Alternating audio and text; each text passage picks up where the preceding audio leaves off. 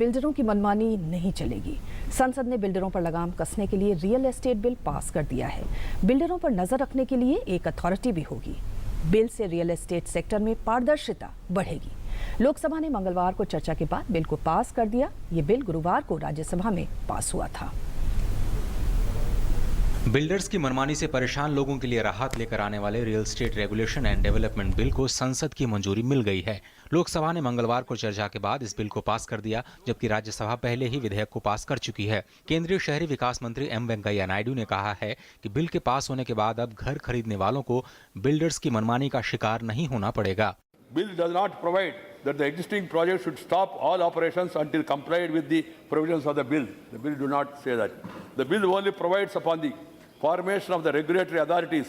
All promoters of existing projects coming within the ambit of the bill would need to register and provide and upload all project details on the website of the authority. This is mandatory. Project status is known to all and ensure that the projects are completed on time. That's the need of the hour.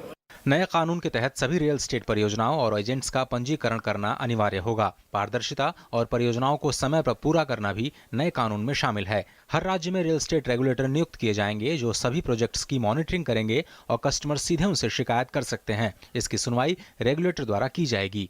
चर्चा के दौरान ज्यादातर दलों ने माना कि bill से real estate sector में पारदर्शिता बढ़ेगी। This bill is a need of hour to protect the interest of the allottees, protect the interest of the consumers. Therefore, I am full-heartedly welcoming the steps taken by the government for introducing bill. नया कानून बनने से project launch होते ही builders को project से संबंधित पूरी जानकारी अपनी वेबसाइट पर देनी होगी। इसमें प्रोजेक्ट के अप्रूवल्स के बारे में भी बताना होगा। साथ ही प्रोजेक्ट के बारे में रोजाना अपडेट करना होगा। खरीदार से वसूले गए पैसे को 15 दिनों के भीतर बैंक में जमा करना होगा।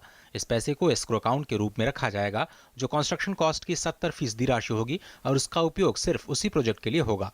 शेष 30% राशि का इस्तेमाल बिल्डर कहीं और कर सकता है। पोजीशन देरी से होने या फिर कंस्ट्रक्शन में दोषी पाए जाने पर डेवलपर को ब्याज और जुर्माना देना होगा। अगर कोई डेवलपर बायर्स के साथ धोखाधड़ी का दोषी पाया जाता है तो उसे 3 साल तक की सजा हो सकती है। वहीं प्रॉपर्टी डीलर या फिर बायर को दोषी पाए जाने पर उसे 1 साल की सजा होगी। अब प्रोजेक्ट एरिया 1000 वर्ग मीटर से कम कर 500 वर्ग मीटर कर दिया गया है, यानी 8 फ्लैट का प्रोजेक्ट भी इस कानून के दायरे में आएगा। इस तरह से छोटे डेवलपर भी रेगुलेटर की निगरानी में रहेंगे। रेजिडेंशियल और कमर्शियल दोनों तरह के प्रोजेक्ट इसके दायरे में आएंगे।